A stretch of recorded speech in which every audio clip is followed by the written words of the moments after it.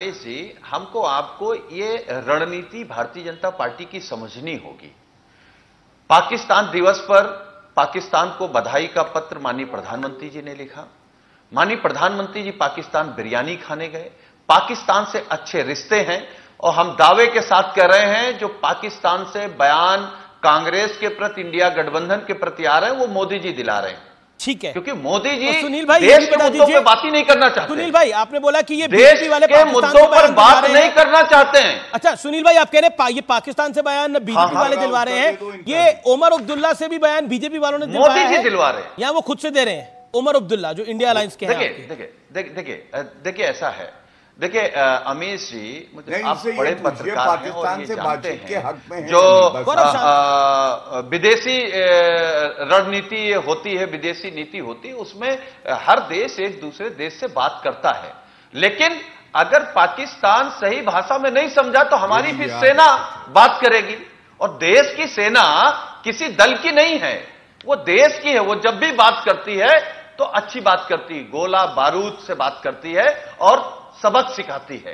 तो देश पर बीजेपी वाले सारा कुछ कर रहे हैं। ठीक है, रोहित अग्रवाल है एनडीए के और प्रधानमंत्री जी से मैं अमित जी 2 सेकंड में आपके कार्यक्रम के माध्यम से प्रधानमंत्री जी से अनुरोध करूंगा, अब पाकिस्तान ले आए हैं, अब रोना नहीं देश के सामने। ये देश रोहित अग्रवाल, अगर आप करेंगे तब भी देश आपके बीजेपी एनडीए करवा रहा है, पाकिस्तान से बयान तक आप लोग करवा रहे हैं। भाई सेटिंग कहां तक कर रखी है आपने? एक बात बिल्कुल साफ है अमीश जी, एक बात बिल्कुल साफ है, अधर्म को मौन बने जो मात्र निहारे जाते हैं, द्रोण हो, भीष्म हो या कर्ण हो, सब मारे जाते हैं। तो अभी समाजवादी पार्टी के प्रवक्ता जिस तरीके की भाषा शैली का प्रयोग प्रधानमंत्री जी के लिए कर रहे हैं, मुझे लगता है ये पूरी तरीके से सुचिता खो चुके हैं। इनको ये नहीं समझ में आ रहा है कि ये भारत के प्रधानमंत्री के लिए इस तरीके के शब्दों का प्रयोग कर रहे हैं। दूसरी चीज ये है कि आज देश चुनाव में है, लोकतंत्र के महापर्व में है, ऐसी स्थिति में हम किस मुद्दे पे बात करेंगे, ये क्या समाजवादी पार्टी वाले और कांग्रेस वाले हमको बताएंगे? जो ये नहीं बता पा रहे हैं कि अमेठी और रायबरेली में कांग्रेस का उम्मीदवार कौन होगा। दूसरी चीज यह है कि एक चीज मुझे आज तक नहीं समझ में आई कि सैम पित्रोदा से हमने कहा था क्या कि ये कहो चुनाव के समय कि इनहेरिटेंस टैक्स लगना चाहिए देश के अंदर? हमने राहुल गांधी से कहा था क्या कि संपत्तियों का सर्वे करने की बात आप कहो? हमने कहा था क्या उमर अब्दुल्ला से कि आप चुनाव के बीच में ये कहो कि पाकिस्तान के साथ अच्छे रिश्ते होंगे?